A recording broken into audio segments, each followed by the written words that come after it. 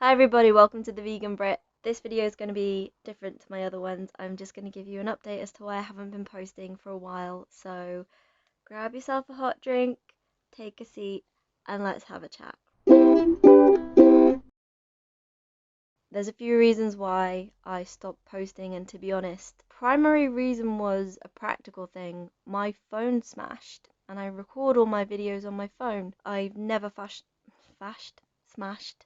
I've never I've never smashed a phone screen in my life. I accidentally dropped my phone and the screen just gave up the ghost. It completely shattered, like epically shattered for what was just a very light kind of falling out of my pocket onto the floor. Didn't hit anything, just like hit against the floor and just smashed. So because my phone screen smashed, I had to get it fixed. I've struggled with money recently. Not even recently, the last year I haven't had a job. My financial situation is extremely strained. So when my phone smashed and I was told it would cost £75 to fix, my sister paid for it. Very fortunate that I have a lovely, wonderful, kind, generous older sister paid for me to get my phone fixed. And the guy that fixed my phone, I wasn't quite sure of him and I shouldn't have gone to him. And I really paid for it because after I got my phone back, the NFC wasn't working, which is what I use for Google Pay. It's the sensor that sort of I would like touch on the tube to like instead of an Oyster ticket or like use as a credit card. Like I would always have my phone and I wouldn't like need to carry a wallet or anything. And I realized that wasn't working.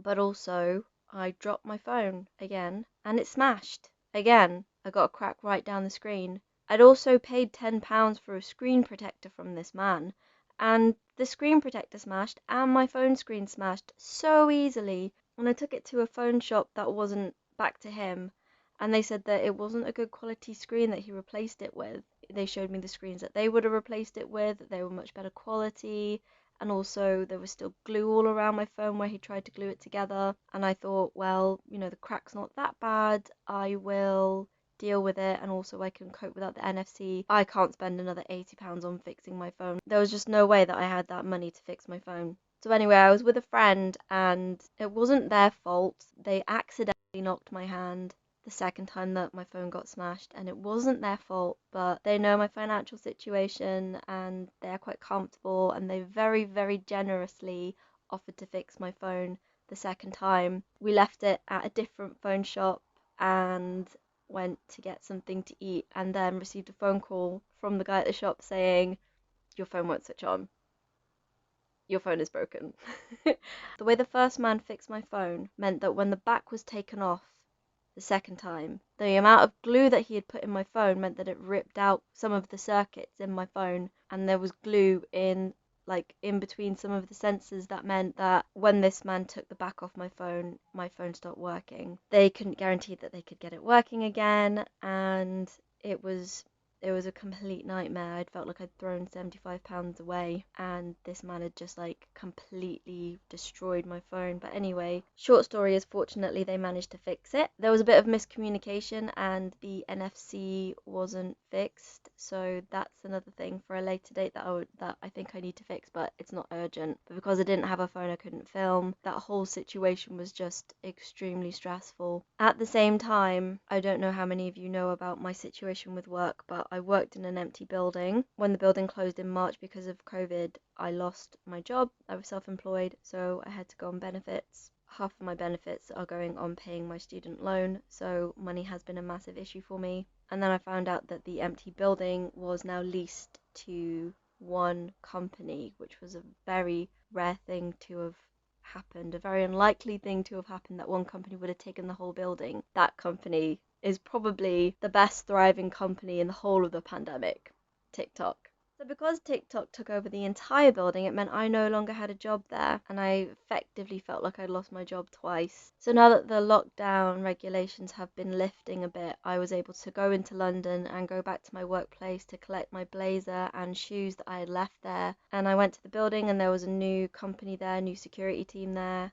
I had the key to the cupboard, but they had all obviously had a spare key, because when I looked in the cupboard there was lots of other things in there. The security man who was there had a bit of a rummage around to try and find my shoes and my blazer, and they found one shoe. So not only did I feel like I lost my job twice, I'd also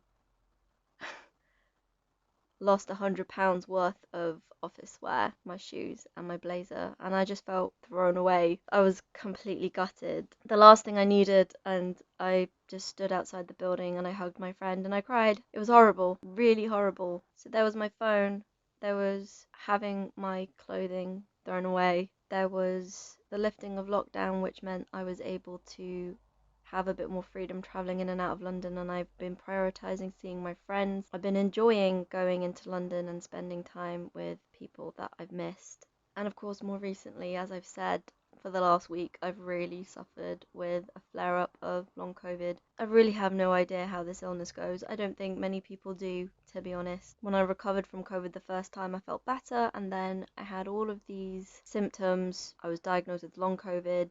Then I got much better and I was going dancing and feeling like I was back to my old self again and my pains were going away. And then at dance on the weekend, I started feeling lightheaded and dizzy. And then the nausea came, and then heart palpitations, heartburn, anxiety, just feeling exhausted, body soreness. The pain in my neck was getting worse. All of my long COVID symptoms came back and I was gutted.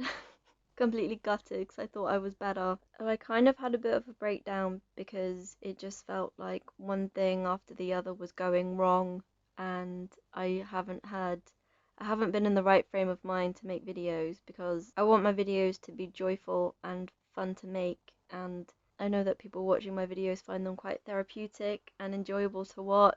I'm quite authentic to how I'm feeling, and I find it very difficult to pretend to be something other than how I'm feeling. And it was predominantly the anxiety that came with the long COVID that really crippled me. Really crippled me. I was very low. Oh, another thing I forgot to mention to you. I was staying in London with a friend. We ordered a takeout, and whatever the mix up was, I accidentally ended up eating shellfish. And I'm extremely allergic to shellfish. So I started having a reaction. My voice started getting more hoarse. My body started shaking. My heart started pumping because your blood vessels start shrinking, right, and swelling up. So your body goes into panic mode. And my friend had to inject me in the leg with my adrenaline pen. We had to call an ambulance. And I was okay when the ambulance arrived, but because I'd injected myself or been injected by my friend with the EpiPen, they couldn't leave me in case when the adrenaline wore off my reaction got worse. So they drove me to hospital and I spent 4 hours waiting in A&E, just sitting and waiting so that I was around people who could keep an eye on me to make sure that I wouldn't have a reaction. Unfortunately, everything was fine, but because I'd had shellfish, if you've seen from my past videos, I did have health problems that motivated me to try a plant-based diet. And since becoming vegan, whenever I've accidentally had animal products, I've had painful period cramps and extreme moods. And not only had I accidentally had shellfish, but also I was in the middle of a long COVID spell. My anxiety was pretty bad, and in terms of my mental health, I was quite stable, but my body was screaming. My body was telling me that there was something wrong, and I I just I had a bit of a breakdown. And because my anxiety was so bad, I was missing all the beautiful things in my life. A really lovely friend heard about my shoes and blazer being thrown away and that I'm currently looking for work. Guys, I have so much to tell you. I'm going all over the place. I'm just jumping all over the place, and I'm also conscious that I have to edit this too. And I'm just jumping all over the place, so I hope this makes sense while you're watching it. I'm going to rewind a little bit. So, at the moment, my family live in Aldershot in Hampshire, and for various reasons, the flat that my parents and my sisters live in is going to be knocked down, so they've had to move, and they've bought a house in Lincoln, predominantly so we can be closer to my sister and my nephew Zander, who's like the love of my life. What that means for me is I have until they move to find a job and move out myself, because I want to live in London, and Lincoln is about 2.5 hour journey from London, whereas at the moment it takes me an hour to get into London. And with the possibility of finding work before I find somewhere to live and needing to commute from a home base, it would mean that I would struggle a lot if I didn't get settled before my family moved to Lincoln. So I've tried not to allow that to be a stressful thing in my life, and I've tried not to allow that to make me feel anxious and panicked, because it is what it is and I need to just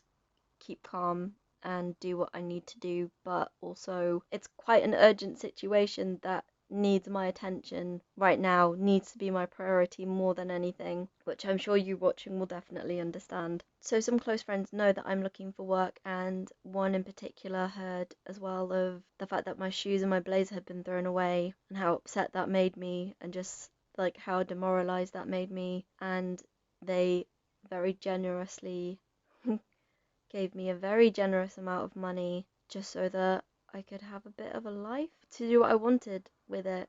I did end up buying a new blazer, and I used that money to travel into London and go dancing, to stay overnight in London so that I could see friends. So obviously can't stay at people's houses right now. This same person at the beginning of lockdown contributed towards paying for a new pair of running shoes for me. I can't tell you how blessed I am to have this woman in my life. She's such a generous, extremely talented friend of mine. But my anxiety was so extreme that, not that I didn't appreciate or see these blessings that I had in my life, my sister paying for my phone, my other friend paying for my phone the second time, this friend giving money to me just out of her pocket just because she's beautiful. It's not that I didn't see all of those things, but the volume was turned down on all of the good things that were happening in my life, and the bad things that were happening in my life were just like deafening me. And that was more to do with my anxiety and how I was feeling than the actual lay of the land. And I was aware of that. I just needed to let myself be sad. I needed to let myself be sad for a while, and I did. And it passed with the help of another friend. I got my CV polished up, and I jumped onto the jobs boards and LinkedIn, and I started applying for work. And I'm smiling a big smile because I see now, talking about it in hindsight, just how amazing people are. Like, the people in my life are amazing, and some people have no one. Some people don't have anyone. It's been other people who have really like held me up recently, these friends and my family, and I can appreciate that blessing now, and I just couldn't see the wood for the trees at the time. So there's been a lot going on with my job hunt, jazzing up my CV and applying for work. And to be as brief as possible, and brevity is not my strong point, you know this, but to be as brief as possible, I had 2 job interviews on Wednesday. One was with a company I have worked with before. To put it simply, they hired my company to provide me to them. So I didn't work directly for them, but they were a lovely company to work for, and they appreciated me so much that they nominated me for an award. Just to give some context, so I am an actor. That's first and foremost what I do. But actors need a side hustle because it's not regular work and bills need to be paid. So my civilian job, I call it, is as a front of house representative or receptionist. And the work that I did for this company, I was a receptionist, but I also started newsletters for the building and community events like competitions, and there was a bakery sale and a book sale, and we gave away free fruit on a Friday, and I talked to local companies and arranged discounts for the tenants in the building. So I created this like community feel and started events that weren't there before, and this company loved that so much that that's why they nominated me for what was called the Unsung Hero Award. Like, thousands of people were nominated by their companies. Like, it wasn't just receptionists, but security guards and cleaners and anybody else really who would otherwise, I guess, be overlooked. And I was shortlisted. There's like 8 of us that were shortlisted, and I got to go to this big fancy dinner. This guy who had been the groundskeeper at a leisure centre for like 30 years won it. So, obviously he absolutely deserved it for his like almost lifetime of service. And then, I just swoop in, do 2 months in a building, and I get nominated. He deserved it, definitely. Through LinkedIn, this company got in touch with me and said that there's a job that they're considering me for. And at the same time, I was called up about a second job, which is similar work, but it would mean that I would be given free accommodation in the building. And it would basically be like it's called co-living. So the block is full of studio flats, but there's communal areas, and my job would be to organize activities and events, welcome people into the building. It was to be the community manager. Both jobs had very strong reasons for why I might want to take them, and both very good jobs. both jobs that I would be fortunate to get.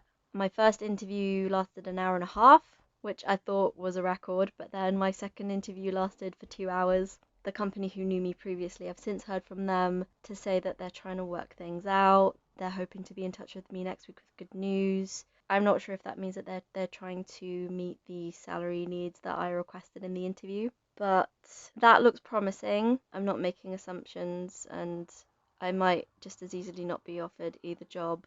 I'm still applying for work and still focusing on that, but the interviews went very well, and I was lucky to even get interviews with the climate as it is at the moment. I say that, but it's actually kind of a blessing in a way, because during the COVID lockdown, one of the things that hasn't stopped is construction. The buildings that didn't exist before need people to work in them, and the buildings that did exist before probably had to make redundancies when they closed, and those people have gone off and found new jobs, so they need to rehire. So actually, now that things are opening up, it's probably the best time that I've started going out and looking for work. It definitely feels like there's things moving and happening, and there are people that are needed in these jobs. So I'd like to think that although I'm looking for work out of necessity, it's also been a good time for me to look for work.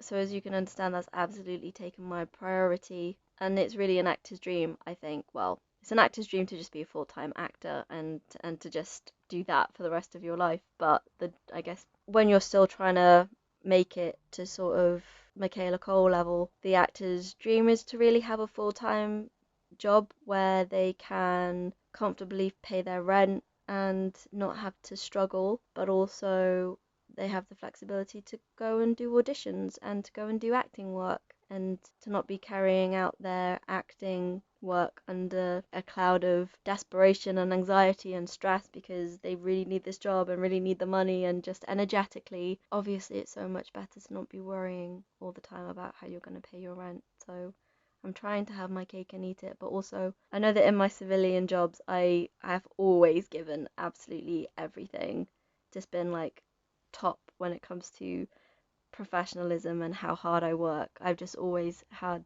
that self-drive and self-motivation and integrity, that even though I've pretty much always worked jobs where I'm just working on my own and people aren't even watching over me to make sure that I'm doing my job, I've always done my job because of my personal integrity. So I'm kind of blowing my own horn, but it's paying off for me now, that if I didn't just on my own initiative decide that I wanted to start doing newsletters and events in the building that I worked in the past, I wouldn't have stood out, I wouldn't have been nominated for this award, and I wouldn't have the experience of running events, and I wouldn't be eligible for the jobs that I'm now being interviewed for. So it's strange that it feels the older that I get, I'm only now being able to sort of look back on my life at the things that I thought were bad things to happen in my life and see how they've led me to the good things that are happening in my life now.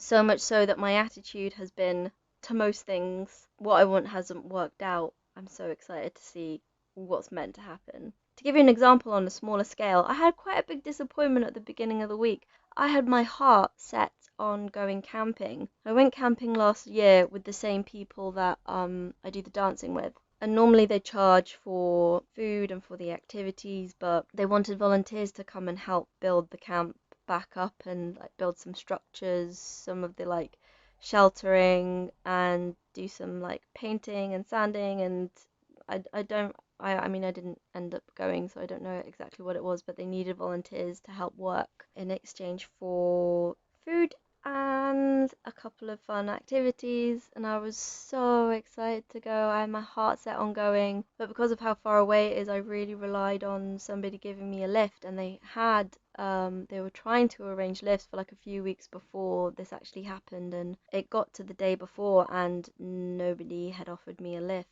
And I found myself in a situation where I was so stressed and so anxious, and I caught myself and realizing that I felt this way because I was giving my power away to other people. I was, not that you should never rely on other people, because it would be quite a sad world if we couldn't rely on other people, but I was relying on strangers who didn't know me and putting everything on to these strangers and just waiting for somebody to, out of the goodness of their heart, say, yep, Kat, we'll come and pick you up and we'll take you. I'd already everything packed, by the way, so I was very invested in going to this camping trip.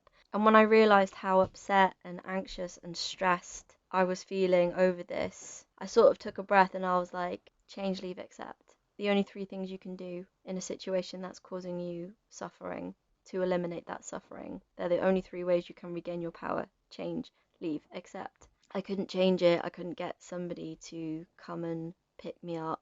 You know, leaving wasn't going to change the situation. So I had to, at the time, I had to accept. No one's going to give me a lift.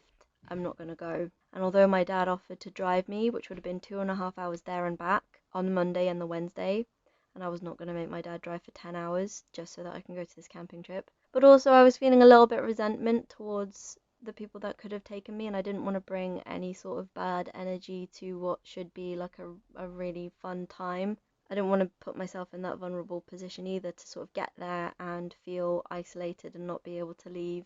And my long COVID, I didn't realize at the time that it was long COVID, come back again. I was feeling so ill that I don't know what I would have done at the camping trip anyway. So I took charge, decided not to go. After a little bit of a cry and unpacking my things and accepting I wasn't going to go, I was fine. I was really fine. I'm going camping in August with all of my friends, and that's really good. That's really the biggie. So it was absolutely fine. But if I'd gone, I wouldn't have been able to go to both of these interviews, which were also very, very important. And I wouldn't have been able to rest as much as I was able to last week. So I needed my energy for the 1.5 and 2 hour interviews. So you can just hear from me speaking, you beautiful people watching, that I've had a lot going on in my personal life. So much going on that I've not wanted to start my channel back up, only to then stop making videos again. I want to get to a place where I'm settled. Might possibly not happen until I've found a job and moved out, to be honest, and I can start making videos again consistently. But another thing I didn't mention, actually, another huge reason why I stopped making videos is because Instagram shut down my account, my Vegan Brit account.